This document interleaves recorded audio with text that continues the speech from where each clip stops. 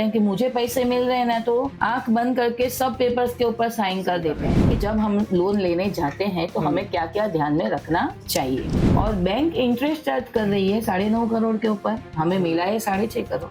But 90% bank statement जो interest rate रहता है, इंटरेस्ट रेट में बहुत गड़बड़ करता है। बैंक हमें बताए बिना वो चेक को मिसयूज करके बाउंस करा के हमारे ऊपर चेक बाउंस के मैटर चला सकती है। बैंक ने फोन किया और बोला आपका एनपीए में जा रहा है, आप भर दो पैसा, ऐसा नहीं चलता है। Most of the borrowers are not giving the answer of that notice.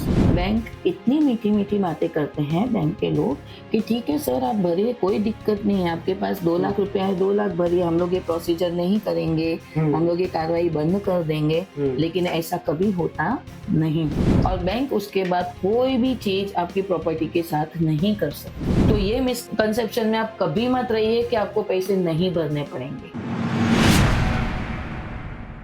आज जो हमारे गेस्ट है उन्होंने 2009 से एडवोकेसी में प्रैक्टिस उनकी शुरू है। Till this point of time उनको टोटल 16 इयर्स ऑफ एक्सपीरियंस हुआ है इन दी वेरियस फील्ड, जैसे कि loan and family matters, criminal और बहुत सारी फील्ड है जहाँ पे उनकी आज एक्सपर्टीज है। तो उनकी जो एक स्पेशलाइजेशन है वो है डीआरटी। जैसे कि एक आम आदमी जब लोन लेता है बैंक से और वो नहीं चुका पाता है तो वो एक ट्रिब्यूनल में केस उसका लड़ा जाता है, जो कि इनकी एक्सपर्टीज है। तो आज हम लोग बेसिक उनसे वही सवाल जवाब करने वाले हैं कि कैसे डीआरटी में केस लड़ा जाता है। तो हमारे आज के जो बेसिक क्वेश्चन रहेंगे वो एक कॉमन मैन, आम जनता के लिए काफी हेल्पफुल रहेंगे। Again welcome ma'am. Thank you so much. सबसे पहला मेरा क्वेश्चन आपसे यही रहेगा कि अगर किसी आदमी ने बैंक से लोन लिया है और अगर वो समझो चुका नहीं पाया है तो बैंक उसके बाद क्या स्टेप्स लेती है उसको रिकवरी करने के लिए, और एक इंसान के पास क्या राइट्स होते हैं कि वो बैंक से लड़ पाए अगर वो जेन्युइन केस है तो? बेसिकली पहले मैं तो ये समझाना चाहूंगी कि कोई भी आदमी, जो आदमी लोन लेते हैं, आज घर घर में लोन की जरूरत रहती है अपना बिजनेस एक्सपांड करने के लिए। जिनके पास घर नहीं रहते हैं वो घर लेने के लिए लोन लेते हैं। तो पैसों की जरूरत के लिए मैं किसी के पास हाथ नहीं फैला सकता हूँ। तो हाथ नहीं फैलाने का है तो मुझे बैंक से या तो फाइनेंशियल इंस्टीट्यूशन से, नॉन बैंकिंग फाइनेंशियल इंस्टीट्यूशन, नहीं तो पद पेढ़ी बोलते हैं हम लोग, पद पेढ़ी से मैं लोन लेके मैं मेहनत करके उसका पैसा मैं चुका सकता हूँ। इसलिए जनरली आम आदमी बैंक के पास अपना लोन रिक्वायरमेंट बताने के लिए जाते हैं। अभी बैंक उसमें आम आदमी को क्या बताते हैं कि ठीक है हम आपको लोन देंगे, लेकिन लोन में हमें ये डॉक्यूमेंट चाहिए। अभी कौन से डॉक्यूमेंट चाहिए मैं आपको बताती हूँ कि वो डॉक्यूमेंट में पहले तो हमें सपोज हाउसिंग लोन लेना है। अगर हाउसिंग लोन लेना है, हम लोग नया घर खरीदने के लिए लोन लेते हैं, तो उसके लिए जहाँ लोन ले रहे हैं वो प्रोजेक्ट के पेपर्स चाहिए। प्लस अगर हम जॉब कर रहे हैं तो हमारा सैलरी स्लिप चाहिए और उसके साथ हमारा कितना रीपेमेंट कैपेसिटी है वो देख के बैंक हमें लोन प्रोवाइड करती है। लेकिन कहीं कहीं बैंक ऐसा करती है कि हमारा लोन रीपेमेंट कैपेसिटी नहीं रहता है, फिर भी लोन देती है, उसमें ही आम आदमी फंस जाता है। मैं आपको एक एग्जांपल देती हूँ उसमें कि सपोज मेरा मंथली 25,000 मेरा इनकम है जॉब का, और मुझे घर लेना है 1 CR का। तो वो पॉसिबल नहीं है, नेक्स्ट टू इम्पॉसिबल है। क्योंकि मेरी 1 साल की इनकम ही 3 लाख रुपया है, तो 3 लाख में मैं 1 करोड़ का लोन कैसे ले सकती हूँ? वो भी इंटरेस्ट के साथ फिर बहुत ज्यादा हो जाता है। तो रीपेमेंट कैपेसिटी देखना बैंक को बहुत जरूरी है और वो हिसाब से हम लोग को लोन लेना भी जरूरी है। क्योंकि हम लोग लोन लेते टाइम सोचते नहीं है कि मैं इतना लोन लूंगा या मैं इतना लोन लूंगी तो मैं चुका पाऊंगी कि नहीं। तो उसके लिए जो कैपेसिटी रहता है वो हिसाब से लोन मिलता है। Right now the percentage of loan, अभी सपोज कोई बिल्डिंग में ऑलरेडी घर है और हम लोग रीसेल में घर ले रहे हैं तो उसका डेप्रिसिएशन के हिसाब से लोन मिलता है। 70% लोन मिलता है। जो 100% जो 10 लाख की वैल्यू रहती है तो उसमें 7 लाख लोन मिलता है। तो 3 लाख आपके पास पैसे रहेंगे तो ही आप कोई भी चीज ले सकते हो। तो वो कैपेसिटी आम आदमी को अपना देखना बहुत जरूरी है। इसको डाउन पेमेंट कहते हैं, मतलब डाउन पेमेंट कहते हैं। लेकिन अपने पास पैसे ही नहीं है तो फिर कोई चीज हम लोग ले नहीं सकते। ये हो गया लोन का एक पार्ट। दूसरा पार्ट है हम लोग बिजनेस पर्पस के लिए लोन लेते हैं। जैसे कि सबको पता है CCOD, cash credit facility, overdraft facility. अभी उसमें भी बिजनेस पर्पस के लिए आप लोन ले रहे हो तो अपना बिजनेस का जो नेट वर्थ है, नेट इनकम है, वो इनकम के ऊपर से उसको बोलते हैं हम लोग इनकम टैक्स रिटर्न स्टेटमेंट। जो 3 साल के हमारे बैंक के स्टेटमेंट रहते हैं, वो स्टेटमेंट को देख के हमको लोन दिया जाता है। तीसरी चीज है पर्सनल लोन। अभी हमारे ऑलरेडी लोन चल रहे हैं और मुझे पैसे की रिक्वायरमेंट है, तो मेरे बैंक के साथ संबंध अच्छे हैं, तो मैं पर्सनल लोन के लिए भी रिक्वायरमेंट के लिए बैंक को मैं मेरा प्रपोजल दे सकता हूँ। लेकिन ये सब लोन लेने के लिए हम लोग को ये ध्यान में रखना है कि बैंक जो हमें लोन का एग्रीमेंट साइन करने के लिए देती है, तो डेफिनेटली आम आदमी क्या करते हैं कि मुझे पैसे मिल रहे हैं ना, तो आंख बंद करके सब पेपर्स के ऊपर साइन कर देते हैं। तो हम लोग को उसमें ध्यान रखने की चीज वो है कि बैंक हमको कितना रेट ऑफ इंटरेस्ट पे लोन दे रही है, कितना लोन दे रही है, लोन का टेन्योर कितने साल के लिए लोन दे रही है, वो हमें जानना बहुत जरूरी है। रेट ऑफ इंटरेस्ट जो रहता है, rate of interest is the main part of our loan. Rate of interest, suppose मैं आपको एग्जांपल दूं कि रेट ऑफ इंटरेस्ट हमें 8%, 10%, 12% से मिल रहा है। सपोज 12% मीन्स 1% हुआ नॉर्मल। तो हमारा 10 लाख का लोन रहता है, तो 10,000 रुपये हमें भरने हैं, EMI आएगा, बराबर है। तो वो 10,000 EMI हमें कंटिन्यूस भरने हैं 15 साल के टेन्योर तक, कि हमारा फ्लोटिंग रेट ऑफ इंटरेस्ट के अभी मुझे 12% से लोन मिल रहा है, लेकिन बाद में वो 12 का 13% भी हो सकता है, 12 का 10% भी हो सकता है। तो ये हमें ध्यान में रखना बहुत जरूरी है। दूसरी चीज कि जो रेट ऑफ इंटरेस्ट अभी बैंक हमें बता रही है, जहां से हम लोग लोन को अप्रोच कर रहे हैं, वो रेट ऑफ इंटरेस्ट बैंक हमें करेक्ट बोल रही है कि नहीं बोल रही, वो ध्यान कैसे हम लोग रख सकते हैं। तो आम आदमी को वो पता नहीं होता है कि कौन सा रेट ऑफ इंटरेस्ट अभी चल रहा है मार्केट में और मुझे कितने रेट ऑफ इंटरेस्ट से लोन लेना चाहिए। तो उसकी वजह से आपको तो गूगल में रिजर्व बैंक ऑफ इंडिया के ऊपर लोन्स एंड एडवांसेस पे एक सर्कुलर आते रहते हैं।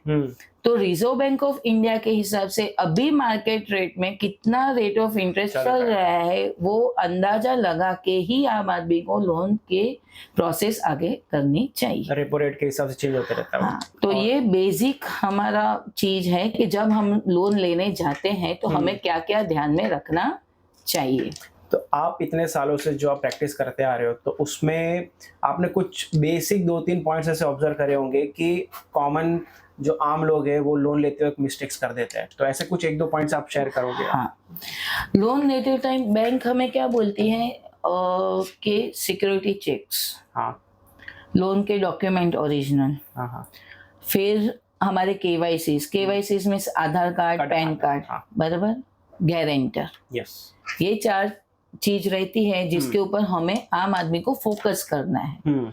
अभी जो लोन हम लोग ने लिया है उसके ऊपर सिक्योरिटी चेक हमारे पास से 8 से 10 सिक्योरिटी चेक लेते हैं, कैंसिलेशन चेक लेते हैं।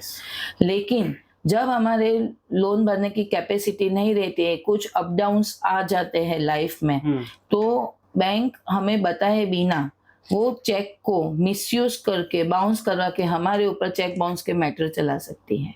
ओके, तो हमें बैंक से वो लिखवाना चाहिए कि ये जो चेक्स हम लोग आपको प्रोवाइड कर रहे हैं, ये नंबर के चेक्स वो सिक्योरिटी पर्पस के लिए हैं। ओके।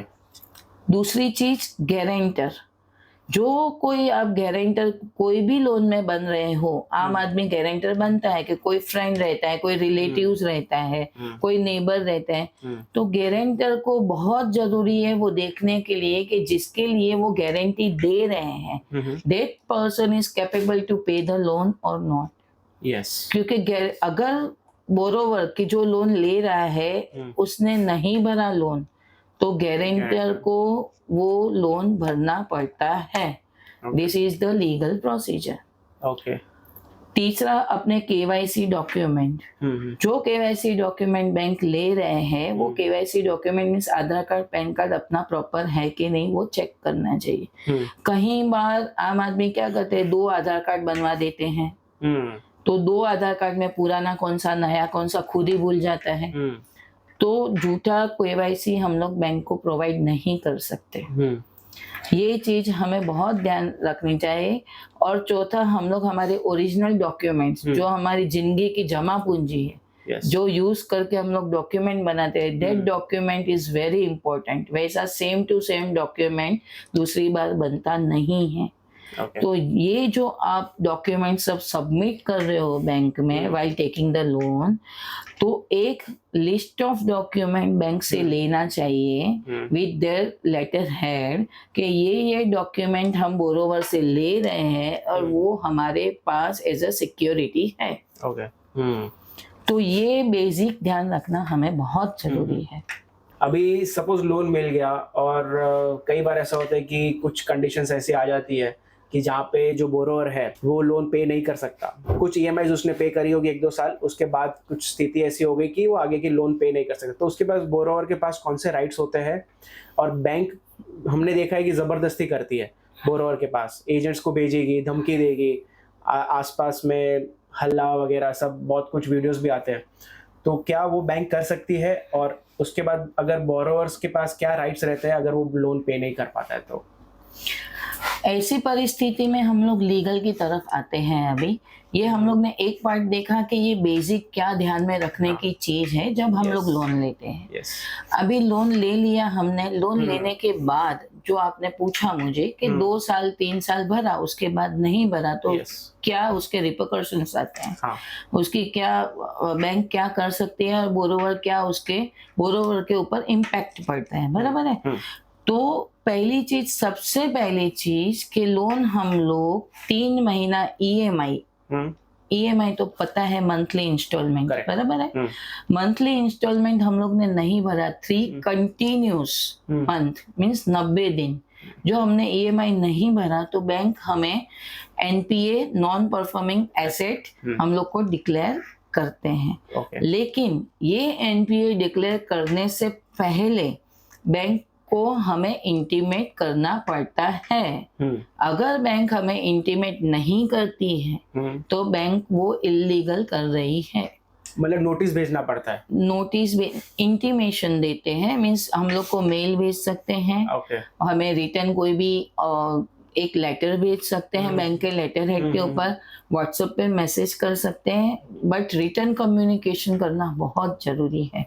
बैंक ने फोन किया और बोला आपका एनपीए में जा रहा है, आप भर दो पैसा, ऐसा नहीं चलता है। तो फिर बैंक लीगल प्रोसीजर चालू कर ही नहीं सकती। अभी ये एनपीए हो गया, सपोज एनपीए हो गया, हमारी कुछ परिस्थिति ऐसी आ गई कि हम लोग 3 महीने से लोन नहीं भर रहे हैं, तो बैंक एनपीए कर देगी हमारा अकाउंट। अभी एनपीए होने के बाद the first legal procedure is 13(2) section 13(2) SARFAESI act लग जाता है। जो सरफेसी एक्ट है वो सरफेसी एक्ट खास लोन के लिए बनाया गया है। गवर्नमेंट ने वो 2002 में प्रसिद्ध किया है। 2002 के बाद बैंक के कोई भी लोन मैटर्स रहते हैं, unless and until bank fraud करती है तो वो सिविल कोर्ट में जा सकते हैं। अगर बैंक फ्रॉड नहीं करती और लोन मैटर्स है तो उसका एक अलग से ट्रिब्यूनल बनाया गया है पूरे इंडिया में नहीं तो 12 से 15 ट्रिब्यूनल है, उससे ज्यादा ट्रिब्यूनल नहीं है। उसमें से मुंबई में 3 ट्रिब्यूनल है। डेब्ट रिकवरी ट्रिब्यूनल 1, 2 and 3। डेब्ट रिकवरी ट्रिब्यूनल 1 and 2 कोलाबा में उनके केस चलते हैं, और डेब्ट रिकवरी ट्रिब्यूनल 3 उनका ट्रिब्यूनल वाशी में है, और उनका अपीलेट ट्रिब्यूनल मुंबई में है। तो डेब्ट रिकवरी अपीलेट ट्रिब्यूनल वो भी कोलाबा में है। वो 1 और 2 और 3 उसमें पार्ट्स दिए गए हैं, ज्यूरिडिक्शन के हिसाब से वहां पे केस हम लोग फाइल कर सकते हैं। अभी 13(2) की जो नोटिस है, 13(2) मीन सेक्शन 13 सबसेक्शन 2, वो एक डिमांड नोटिस रहती है जो बैंक बोरोवर को भेजती है आफ्टर एनपीए। एनपीए होने के बाद बैंक 13(2) का नोटिस बोरोवर को भेज सकती है, उसमें एडवोकेट का नोटिस की जरूरत नहीं है। एक सेकंड, मैं आपको यहाँ पे रोकूंगा। मेरे को ये बता दो कि समझो 3 महीने उसने पे नहीं करे, उसके बाद बैंक ने एक नोटिस नहीं, एक नॉर्मल फॉर्मल कम्युनिकेशन मैसेज भेजा, ईमेल वगैरह कुछ भी, लेटर वगैरह, तो उसके वो भेजने के बाद अगर हम लोग ने रिप्लाई नहीं करा उनको, तो फिर वो एनपी डिक्लेयर कर देती है, या फिर अगर हम लोग ने रिप्लाई करा तो उसका कुछ? हम लोग ने रिप्लाई किया उसका, या तो हम लोग बैंक में उन्हें मिलने गए, हाँ, बैंक में कि भाई अभी मेरी परिस्थिति नहीं है, ओके, तो मैं थोड़े दिन में मैं भरना चालू करता हूँ वापस, और उसका कुछ सेटलमेंट भी हम लोग कर सकते हैं, ऐसा नहीं है कि नहीं कर सकते हैं। एनपीए होने के बाद भी बैंक जो अपना जो आम आदमी है, जो बोरोवर है, उसको सपोर्ट करने के लिए तैयार है, तो बैंक ऐसे बोलती है कि आप धीरे धीरे करके भरना चालू करो, आप ईएमआई रेगुलराइज कर दो। अभी सपोज हमारा 1 रुपये का ईएमआई है, 3 रुपया हम लोग ने नहीं भरा, बराबर, 3 ईएमआई मीन्स 3 रुपया नहीं भरा, बराबर है। फिर हमारा एनपीए हो गया। एनपीए होने के बाद मैं बैंक को ऐसा बोलती हूँ कि भाई हमारा 3 रुपया बाकी है, अभी हम लोग रेगुलराइज कर रहे हैं, मैं एवरी मंथ 1 रुपये की जगह पे 1.5 रुपया भरूंगा, और जो आपका इंटरेस्ट रहेगा, पेनल्टी रहेगा, वो पेनल इंटरेस्ट रहता है, वो भी मैं भरने को तैयार हूँ। तो बैंक हमको सपोर्ट कर सकती है, ऐसा नहीं है कि नहीं कर सकती, लेकिन हमें हमारे एफर्ट्स दिखाने चाहिए कि 1 रुपये की जगह पे हम लोग 1.5 रुपये का कैपेसिटी रखते हैं, तो 1.5 रुपया जो भरा, तो एनपीए सिर्फ फॉर्मली डिक्लेयर किया हुआ रहता है, क्योंकि 13(2) का नोटिस नहीं आया रहता है। तो लीगल अभी बैंक ने चालू नहीं किया है, वो लीगल चालू करने वाले हैं, वैसा intimation NPA through bank borrower को देती है। इसमें मैं आपको एक ही चीज बताऊंगी कि जो भी कम्युनिकेशन हम लोग बैंक के साथ करते हैं, हमेशा रिटर्न कम्युनिकेशन रखना चाहिए, क्योंकि बैंक का क्या है, पोस्ट चेंज होती रहती है। अगर हम लोग ने ओरल कम्युनिकेशन किया, अभी सपोज बैंक ऑफ बड़ौदा है, अभी उनके मैनेजर से जहां से लोन लिया था, वो मैनेजर की बदली हो गई, दूसरे मैनेजर आए, और उन्होंने हमारा अकाउंट एनपीए किया, और सपोज हम लोग उनसे ओरली कन्वर्सेशन किया, और वो मैनेजर ने बोला कि ठीक है, जो भी आप बोल रहे हो वो वर्ड्स में ठीक है, आप करो, मैं आपको सपोर्ट करूंगा, और इन वर्स्ट के सिनेरियो वो मैनेजर की भी बदली हो गई, और तीसरे मैनेजर आए, तो वो तो बोलेंगे मुझे कोई पता ही नहीं। So the return communication is most important. अगर आप बैंक को कोई भी लेटर दे रहे हो by way of communication, then you have to take one copy also received करके। मीन्स कौन सी डेट को आपका कन्वर्सेशन हुआ है बैंक के साथ, कम्युनिकेशन हुआ है, दैट इज मोस्ट इम्पोर्टेंट, और उसको अपने रिकॉर्ड में रखना बहुत जरूरी है फॉर फ्यूचर सेफ्टी। अच्छा, अभी समझो कि एक एनपीए में चला गया किसी का अकाउंट, और उसके बाद बैंक ने नोटिस भी भेजा है, तो अभी एक कॉमन मैन उस टाइम पे कंफ्यूज हो जाता है कि अभी मैं क्या स्टेप्स लूँ, वेदर शुड आई, मतलब वो बेसिकली मैं खुद लड़ूँ बैंक से, या फिर उस टाइम पे मैं किसी एडवोकेट को हायर करूँ, या फिर अगर बैंक ने मुझे नोटिस भेजा है कोर्ट का, तो मुझे खुद जाना चाहिए या फिर किसी एडवोकेट्स को लेके जाना चाहिए, तो क्या प्रेफरेबल आप बताओगे कि उस टाइम पे what is the right choice? अभी सर मैं आपको इसमें एक ही बात बताऊंगी कि जब 13(2) का नोटिस आता है, सरफेस एक्ट के अंदर बैंक नोटिस भेजती है, तो 13(2) का नोटिस मीन्स बैंक ने लीगल प्रोसीजर चालू कर दिया है। करेक्ट। सो मैंने जब तक देखा है, मेरे एक्सपीरियंस के हिसाब से, most of the borrowers are not giving the answer of that notice. Okay, reply नहीं देते हो? रिप्लाई नहीं देते। क्यों? उसका भी रीजन मैं बताती हूँ। बहुत के मुंह से मैंने ऐसे रीजन सुने हैं कि जब 13(2) का नोटिस आता है, तो 13(2) का नोटिस आने के बाद हम लोग बैंक में जाते हैं, बैंक को बोलते हैं कि नहीं, मेरा बिजनेस अभी थोड़ा स्लो चल रहा है, तो मैं आपको पैसे दे दूंगा। बैंक इतनी मीठी मीठी बातें करते हैं बैंक के लोग कि ठीक है सर, आप भरिए, कोई दिक्कत नहीं है, आपके पास 2 लाख रुपया है, 2 लाख भरिए, हम लोग ये प्रोसीजर नहीं करेंगे, हम लोग ये कार्रवाई बंद कर देंगे। लेकिन ऐसा कभी होता नहीं है। ओके, लीगल टीम बैंक- उनकी अलग ही होती है। हाँ, बैंक लीगल प्रोसीजर एक बार चालू किया तो बैंक वो प्रोसीजर बंद नहीं करता है unless and until you will settle with the bank. Okay, तो इसके लिए मैंने आपको पहले भी बोला कि रिटर्न कम्युनिकेशन करना बहुत बहुत जरूरी जरूरी है। है।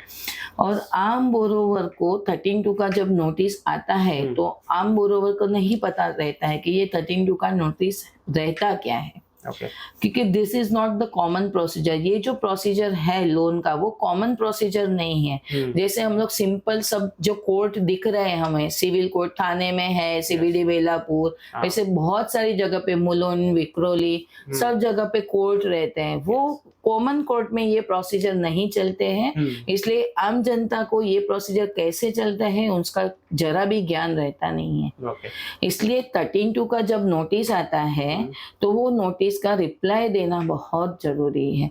अगर हमने रिप्लाई नहीं दिया, जो रिप्लाई नहीं दिया तो एक इम्पैक्ट ऐसा आता है कि जो नोटिस में लिखा हुआ है वो सब सही है। That is right. हाँ, बराबर है। तो सब सही है वो हम लोग को कैसे पता चलेगा जब बोरोवर को उसका नॉलेज ही नहीं है कि बैंक ने क्या लिखा है सब सही है, वो जानकारी हमें कौन दे सकता है। यस, तो जो ये सरफेसी एक्ट का जानकारी रखते हैं उनके पास बोरोवर को ओपिनियन लेना बहुत जरूरी है। एग्जैक्टली। और सपोज हमें पता लग गया कि हमारा अकाउंट एनपीए में चला गया, तो क्या बोरोवर बैंक अगर कोई लीगल नोटिस भेजे उसके पहले ऐसा केसेस भी हुए कि बोरोवर कोर्ट के पास जाए कि मेरा सच में बिजनेस ठप हो गया है और मैं उसको ट्राई कर रहा हूँ और विद इन 1 और 2 ईयर मुझे लगेंगे लोन भरने के लिए, और अगर बैंक उसको नहीं सुन रही, बैंक उसको यही धमकी दे रही कि हम लोग लीगल जाएंगे, तो क्या उसके पहले, बैंक के पहले अगर बोरोवर जा सकते हैं क्या कभी लीगल प्रोसीडिंग्स के लिए? देखिए सर, इसमें एक या दो ही वे में बोरोवर जा सकते हैं। या तो बैंक ने फ्रॉड किया है ओके, बोरोवर के साथ, हाँ, जो उन्होंने कम्युनिकेशन किया था लोन लेते टाइम कि सैंक्शन लेटर में मेरा 10% इंटरेस्ट है, आप मेरे पास से 12% क्यों ले रहे हो। हाँ, करेक्ट। तो borrower on the basis of fraud वो कर सकता है। दूसरी चीज, हमारा लोन अकाउंट अगर बैंक सीज कर रही है या बैंक ने ऐसा कोई इलीगल प्रोसीजर किया बिफोर लीगल प्रोसीडिंग्स, एनपीए होने के बाद डायरेक्ट अकाउंट सीज नहीं कर सकते, whether it is of guarantor और whether it is of borrower. तो हम सिविल कोर्ट में जा सकते हैं। तीसरा चीज कि अगर एनपीए हुआ और एनपीए इलीगल हुआ तो अगेन बोरोवर उनको बैंक को नोटिस दे सकते हैं। Okay, before issuing notice by the bank, bank notice देती है उसके पहले भी बोरोवर उनको लीगल नोटिस भेज सकते हैं। कि बैंक मेरा सुनती नहीं है तो लीगल नोटिस के द्वारा हम बैंक को बताते हैं कि आपने ये फ्रॉड किया है तो उसका हमें जवाब चाहिए। Okay, correct. तो उस केसेस में हम लोग कर सकते हैं। अभी 13(2) का सपोज नोटिस आया, 13(2) के नोटिस के बाद बोरोवर कमर्शियल सूट भी डाल सकता है। कमर्शियल सूट इन सेंस मतलब उनकी जानकारी दी थी। 13(2) का नोटिस आया और बिजनेस लोन लिया है हम लोग ने, तो बिजनेस लोन में कमर्शियल ट्रांजैक्शन आया। Business purpose loan means commercial transactions. तो 13(2) का नोटिस के बाद अगर हमें ऐसा लगा कि बैंक हमारे साथ फ्रॉड कर रही है या बैंक मेरा धंधा बंद करने की कोशिश कर रही है हम पे प्रेशर डाल के, तो हम कमर्शियल सूट डाल सकते हैं। कमर्शियल सूट हमारे सिविल डिस्ट्रिक्ट कोर्ट में चलते हैं, उसके लिए स्पेशल कोर्ट बनाई जाती है। सपोज बॉम्बे के हम लोग कमर्शियल सूट की बात करें तो वो माझगांव कोर्ट में प्रावधान्य दिया है। बोरीवली साइड के हम लोग, ये बॉम्बे की ही मैं डिस्ट्रिक्ट की बात कर रही हूँ, बोरीवली साइड जो केसेस है अंधेरी बोरीवली वो दिंडोसी कोर्ट में चलते हैं। थाना साइड के जो केसेस है ऐसे बोरोवर के वो थाना कोर्ट में चलते हैं। और ये न्यू बॉम्बे वाशी का जो आया एरिया तो सीबीडी कोर्ट में चलते हैं। वैसे ही रायगढ़ का आया पनवेल साइड का एरिया, खारगर साइड का एरिया तो पनवेल कोर्ट में चलते हैं। तो कमर्शियल सूट भी हम लोग इसमें डाल सकते हैं। लेकिन 13(2) के बाद बैंक 60 दिन का हमें टाइम देती है।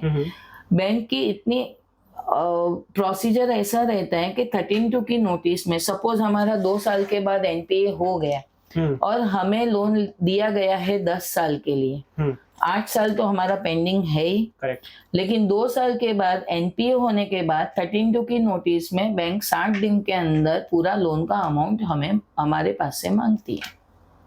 मतलब जो हमारा बाकी लोन है का वो- टेन्योर है 10 साल का, 2 साल के बाद एनपीए होता है हाँ। तो बैंक हमें 8 साल भी नहीं देती है, वो बोलती है कि 60 दिन के अंदर मीन्स विद इन पूरा 2 भरो। मंथ्स हमें लोन पूरा चाहिए। अच्छा, ये बैंक की दादागिरी है। तो 60 दिन के अंदर सपोज हम लोग ने जवाब नहीं दिया नोटिस का, या तो फिर 60 दिन के अंदर हम लोग ने कोई सेटलमेंट नहीं किया बैंक के साथ, तो उसके बाद बैंक सेक्शन 13(4) का नोटिस हमें देती है। सेक्शन 13(4) में सिंबॉलिक पोजीशन, आम आदमी को सिंबॉलिक पोजीशन का मतलब नहीं पता रहता है। यस, सिंबॉलिक पोजीशन मीन्स हमारे जो डॉक्यूमेंट्स बैंक के पास है, ओरिजिनल डॉक्यूमेंट्स, वो डॉक्यूमेंट्स के ऊपर, डॉक्यूमेंट के ऊपर बैंक पोजीशन ले लेती है, फिजिकल पोजीशन नहीं, डॉक्यूमेंट्री पोजीशन लेती है, उसको सिंबॉलिक पोजीशन बोला जाता है। ओके, सेक्शन 13(4) हमें नोटिस रिसीव्ड हुआ, उसके बाद बैंक डोर पेस्टिंग करती है। जो प्रॉपर्टी हम लोग मॉर्गेज रखते हैं वो प्रॉपर्टी के ऊपर नोटिस पेस्ट करते हैं। हाँ वो देखा है मैंने। यस, तो वो नोटिस पेस्ट करने के बाद बोरोवर को डीआरटी ट्रिब्यूनल में दाद मांगने का प्रावधान है। ओके, उसका लिमिटेशन है 13(4) का नोटिस सपोज हम लोग को 1 जनवरी मिला, उसके बाद 45 डेज के अंदर बैंक डीआरटी में केस डाल सकती है by way of securitization application under section 17। ये केस डालने के बाद हमें अपना प्रॉपर्टी और हमें जो बोलना है कोर्ट को, और कोर्ट से ऑर्डर हम लोग बैंक के सामने ले सकते हैं। ओके, तभी डीआरटी का रोल आता है।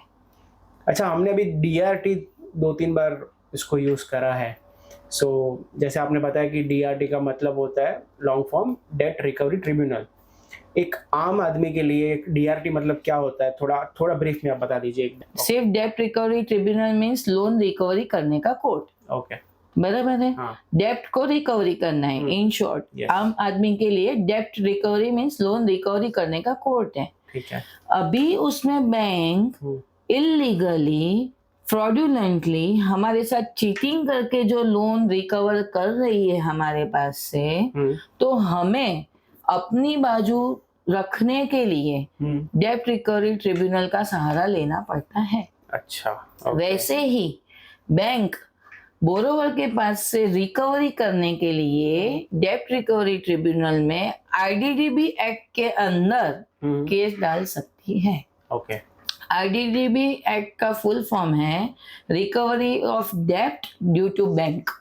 Okay, IDDB act is a separate act, SARFAESI act is a separate act, लेकिन दोनों एक दूसरे के साथ जुड़े हुए हैं। आईडीडीबी एक्ट में ओरिजिनल एप्लीकेशन ओए करके एप्लीकेशन डाला जाता है बैंक की तरफ से, और उसमें बोरोवर को नोटिस दिया जाता है। ओके, और ऐसे सिक्योरिटाइजेशन एप्लीकेशन सरफेसी एक्ट के तहत बोरोवर डालते हैं और उसमें बैंक को नोटिस जाती है। ओके, दोनों चीज सेपरेट है, यस, लेकिन चलता है डीआरटी में। डीआरटी में।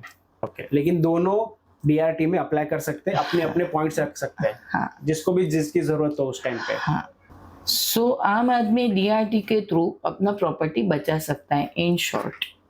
और सरफेसी एक्ट में सपोज हम लोग केस लड़ने जाते हैं तो सरफेसी एक्ट के साथ हम लोग को सिविल प्रोसीजर कोड की भी जानकारी चाहिए। अगर बैंक फ्रॉड कर रही है तो क्रिमिनल की भी जानकारी चाहिए। प्लस इसमें अकाउंटिंग स्टेटमेंट आता है। Yes. तो हम लोग को टैक्स की भी, जो इनकम टैक्स कैसे भरते हैं, स्टेटमेंट सीए जो बनाते हैं वो स्टेटमेंट की भी जानकारी चाहिए। उसके साथ बहुत सारे bank reconciliation statement, bankers book evidence act, बहुत सारे एक्ट जो सरफेसी एक्ट के से जुड़े हुए हैं, वो सब एक्ट की जानकारी बहुत जरूरी है। उसके बिना आम आदमी अपना केस स्टैंड नहीं कर सकता है। तो बेसिकली एक इट्स बेटर कि एक एडवोकेट आप हायर कर लो अगर आपका केस डीआरटी में चल रहा है तो, बिकॉज डेफिनेटली सबको इतनी जानकारी तो नहीं होगी। तो अगर डीआरटी में केस गया किसी आम आदमी का, तो बोरोवर का बेसिकली, तो उनको एज अ बोरोवर कौन कौन से डॉक्यूमेंट्स रिट्रीव करने चाहिए, कौन कौन से डॉक्यूमेंट्स उनको लगते हैं उस टाइम पे कि वो अपना केस रख सके? बोरोवर के पास मेन तो जब से लोन लेते हैं जो भी बैंक डॉक्यूमेंट साइन करवा रही है, सपोज जब लोन लिया हम लोग ने हमारा ओरिजिनल डॉक्यूमेंट रखा बैंक के साथ, तो वो उसकी जेरोक्स हमारे पास होनी चाहिए। लोन एग्रीमेंट साइन किया बैंक के साथ, तो वो लोन एग्रीमेंट की कॉपी हमारे पास होनी चाहिए।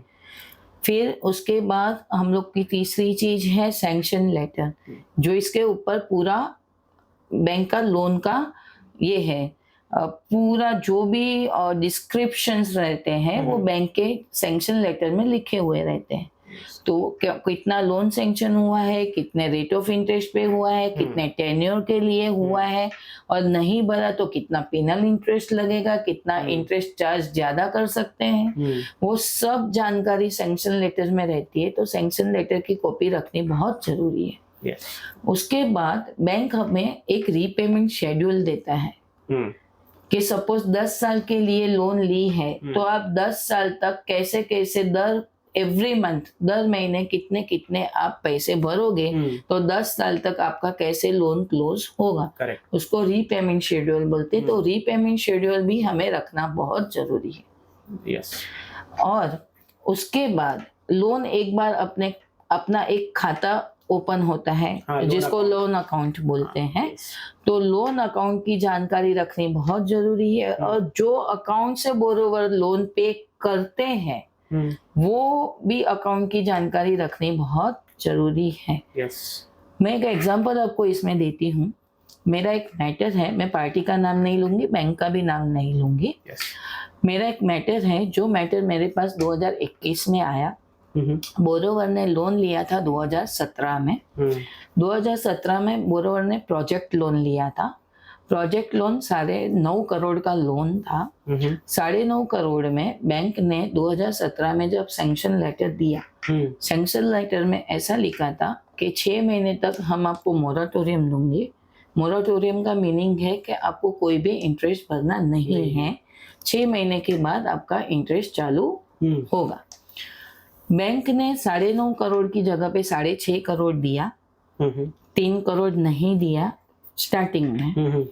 बैंक ने 6 महीने के बाद नहीं, दूसरे ही दिन से इंटरेस्ट चालू कर दिया। बैंक ने 2 महीने के बाद बोरोवर के खाते में 2.5 करोड़ रुपया डाला, उसके दूसरे ही दिन 2.5 करोड़ रुपया निकाल लिया। जबकि बोरोवर को ये एंट्री की जानकारी ही नहीं है कि हमारे खाते में 2.5 करोड़ रुपए आए हैं, वो बोरोवर को पता ही नहीं है। बोरोवर ने अपने अकाउंट का स्टेटमेंट चेक किया कि जहां से वो लोन भर रहे थे, वो अकाउंट स्टेटमेंट में 2.5 करोड़ की एंट्री है ही नहीं, जबकि बैंक के स्टेटमेंट में 2.5 करोड़ की एंट्री है। ये जानकारी जब बोरोवर को पता चला तो बोरोवर खुद शॉक हो गए कि हमें 2.5 करोड़ कभी मिला ही नहीं है, और बैंक इंटरेस्ट चार्ज कर रही है 9.5 करोड़ के ऊपर, हमें मिला है 6.5 करोड़। फ्रॉड का केस हो गया। ये जानकारी जब बोरोवर को मिली और हमने कोर्ट में ये जानकारी बताई, तो उसके ऊपर तुरंत हमें स्टे मिल गया। करेक्ट। फिर वो मैटर सेटल हो गया, that is the different thing. लेकिन बोलने का मतलब वो है कि आम आदमी को वो पता ही नहीं है कि बैंक कहाँ से फ्रॉड कर रही है आपके साथ। तो ऐसे बहुत सारे केसेस, ऐसे एक्सेप्शंस रहते हैं कि जिनमें, और सब केस डिफरेंट टाइप्स के, डिफरेंट एंगल से देखे जाते हैं। सब केस में फ्रॉड रहता है ऐसा भी जरूरी नहीं है, बट 90% बैंक स्टेटमेंट जो इंटरेस्ट रेट रहता है, इंटरेस्ट रेट में बहुत गड़बड़ करते हैं। लोन लेने जाते हैं तो कई बार ऐसा भी देखा गया है कि जो एम्प्लॉयज होते हैं बैंक के, वो भी कुछ पैसा खाने के चक्कर में, या फिर एक काइंड ऑफ करप्शन ही मान लो आप, कि आप अगर मुझे इतना परसेंटेज दोगे तो मैं आपका लोन क्लियर करवा देता हूँ।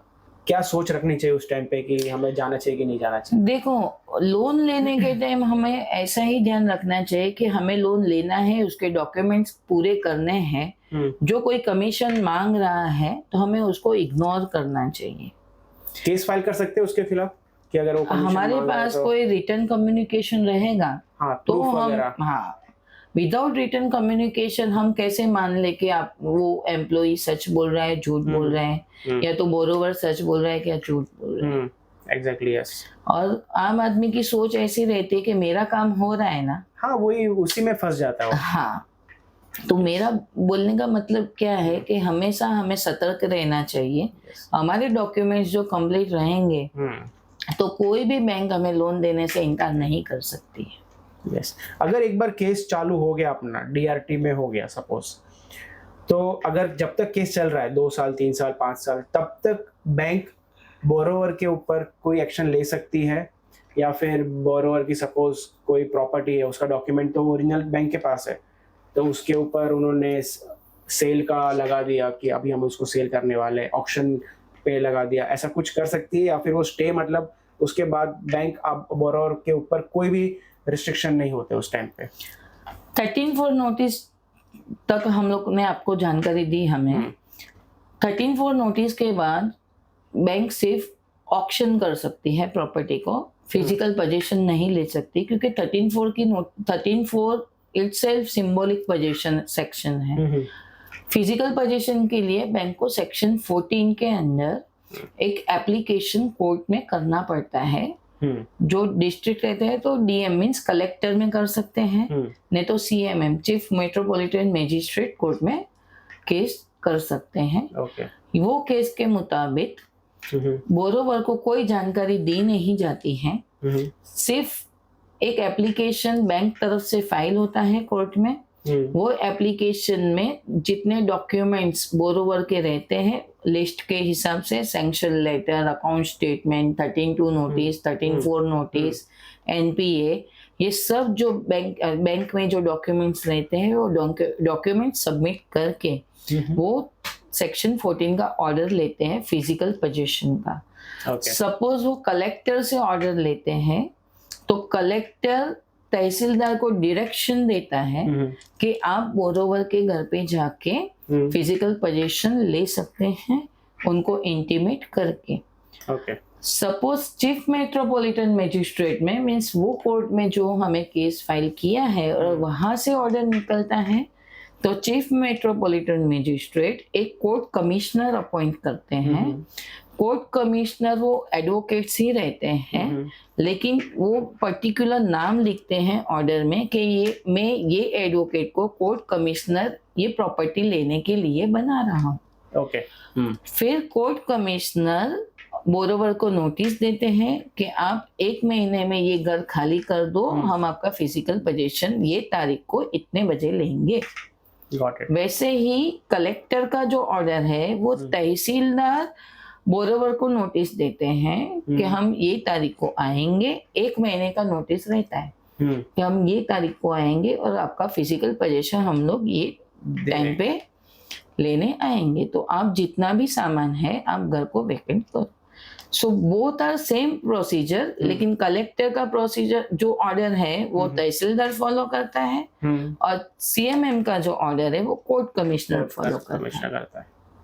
पर जब तक डीआरटी का जजमेंट नहीं आता तब तक बैंक कुछ नहीं कर सकती, या फिर वो कर सकती? उसके बाद फिजिकल पोजीशन का एक बार आ गया, अभी सपोज हम लोग वापिस 13(4) पे आते हैं। 13(4) के बाद हमें 45 डेज के अंदर एक एप्लीकेशन फाइल करना है बोरोवर को अपना पक्ष रखने के लिए, तभी बैंक हमें ई ऑक्शन का नोटिस दे सकती है। 15 दिन का, 1 महीने का ई ऑक्शन का नोटिस कि हम आपकी प्रॉपर्टी नीलाम करने जा रहे हैं। ऑक्शन मीन्स नीलाम, बराबर है। तो ऑक्शन करने जा रहे हैं, तो वो प्रॉपर्टी जो ऑक्शन करने जा रहे हैं वैसा हमें पता चलता है, और सपोज वो प्रॉपर्टी ऑक्शन में मीन्स बिड लगा के बेच दी बैंक ने, तो हमारा प्रॉपर्टी हमारा हाथ से चला जाता है। yes. तो उसके पहले हमें क्या प्रिकॉशंस लेने हैं हमें कोर्ट को एक अर्जेंट एप्लीकेशन करना पड़ता है as a procedure, legal procedure मैं आपको बता रही हूँ कि हमें कोर्ट को एक एप्लीकेशन अर्जेंट देना पड़ रहा है और कोर्ट को बताना पड़ेगा कि हमें ई ऑक्शन का नोटिस आया है, हमारा ई ऑक्शन का प्रोसीडिंग ये डेट को चलने वाला है, उसके पहले कोर्ट हमें सुने। यस। तो उसके पहले कोर्ट हमें एक प्रावधान देता है, हमें एक अपॉर्चुनिटी देता है कि आप अपना पक्ष रख सकते हो, और अगर बैंक ने कोई इलीगल थिंग आपके साथ की है तो हम बैंक को स्टे ऑर्डर देंगे और बैंक उसके बाद कोई भी चीज आपकी प्रॉपर्टी के साथ नहीं कर सकती। टिल जजमेंट आ नहीं जाता था। हाँ। ओके। अभी हाई कोर्ट और सुप्रीम कोर्ट ने रिसेंटली ऐसा बोला है कि अगर बोरोवर ऐसा बोल रहे हैं कि हमें स्टे चाहिए, we are willing to pay the amount because we have taken a loan. हमें ऐसा नहीं है कि हम लोन नहीं चुका सकते। फॉर द टाइम बिंग हमारा बिजनेस अच्छा नहीं चल रहा है क्योंकि ये कोरोना जो पीरियड आया, कोरोना पीरियड के बाद बहुत सारे बोरोवर्स जो है उनके बिजनेस शट हो गए हैं। करेक्ट। और या तो डाउन हो गए हैं। इसकी वजह से वो बैंक पे लोन चुका नहीं पा रहे हैं। तो उसकी वजह से अगर हम बोरोवर श्योरिटी के पर्पज से 1 लाख रुपया सपोज हमारा लोन का अमाउंट पेंडिंग है, तो कोर्ट उनको बोलते हैं कि आप 15 से 20% भरो तो हम आपको स्टे देते हैं। तो बैंक आपका प्रॉपर्टी नहीं लेती है। करेक्ट। हम ऐसा ऑर्डर देंगे। तो बोरोवर को भी अपना विलिंगनेस दिखाना चाहिए। कुछ ना कुछ। अगर बोरोवर ने विलिंगनेस नहीं दिखाया तो शायद कोर्ट स्टे ना भी दे। करेक्ट। इसलिए बोरोवर को ये ध्यान में रखना चाहिए कि जब भी हम लोग कोर्ट में जाते हैं डीआरटी, तो डीआरटी डेब्ट रिकवरी ट्रिब्यूनल है, लोन रिकवर की ही ट्रिब्यूनल है। अगर हम लोग कुछ भी लोन के पैसे नहीं भर रहे हैं तो माइट भी डीआरटी हमें स्टे नहीं देगी। करेक्ट। यस। कुछ ना कुछ विलिंगनेस आपको दिखानी पड़ेगी उस टाइम पे, क्योंकि तभी आप मिसकंसेप्शन में रहते हो। कोई अगर आपको मिसगाइड कर रहा है, वेदर दे आर एडवोकेट्स और दूसरे कोई भी एजुकेशन पर्सन के जो आप जिसके पास से ओपिनियन लेने जाते हो कि मुझे आगे क्या करना चाहिए, तो ये मिसकंसेप्शन में आप कभी मत रहिए कि आपको पैसे नहीं भरने पड़ेंगे। करेक्ट। यस। आपको पैसा भरना ही पड़ेगा। अगर आपके पास पैसा नहीं है तो might be DRT will not give stay. वो स्टे मिलने के बाद बैंक आपका फिजिकल पोजीशन नहीं ले सकती। करेक्ट। एग्जैक्टली। अभी लोन सपोज कुछ टाइम था कि लोन हम नहीं पे कर पाए, राइट, और वो लोन पे करने के बाद मैं बैंक के साथ सेटलमेंट करना चाहता हूँ। मेरा सपोज 10 लाख का लोन है और मैं बैंक को कहना चाहता हूँ कि मुझे अभी जो भी है एक साथ मेरे को ख़त्म करना है। तो जनरली क्या प्रोसीजर रहता है उसके लिए कि बैंक रेडी हो जाए हमारे साथ वो सेटलमेंट करने के लिए?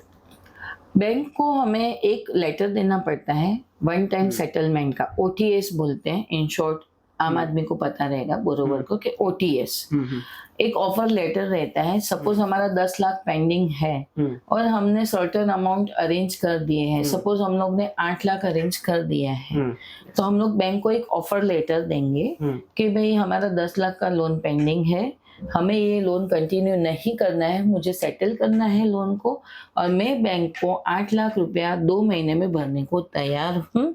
8 लाख के ऊपर मैं 20% अभी भरूंगा, जो बैंक ने मेरा ये ऑफर लेटर अप्रूव किया, तो 8 लाख के ऊपर 20% मैं अभी भरूंगा, और दूसरा जो पेंडिंग अमाउंट है मैं 2 महीने में 2 पार्ट में कंप्लीट कर दूंगा। ऐसे टाइप के ऑफर लेटर हम बैंक को दे सकते हैं। अगर बैंक ने अप्रूव किया, because this is the legal procedure, तो बैंक को भी अप्रूवल लेना पड़ता है हेड डिपार्टमेंट से। करेक्ट। यस। तो बैंक ने जो अप्रूवल लिया और वो अप्रूवल हो गया सक्सेस, तो 20% हम भर के और दूसरे पीडीसी पोस्ट डेटेड चेक दे के हम लोग ये मैटर एमिकेबली सेटल कर सकते हैं। और एमिकेबली मैटर सेटल होने के बाद और उसके बीच में बैंक और बोरोवर कोर्ट में जाके बोल सकते हैं कि हमारा सेटलमेंट का बात चल रहा है, तो ये मैटर हमें 2 महीने के बाद रखने का प्रावधान दीजिए।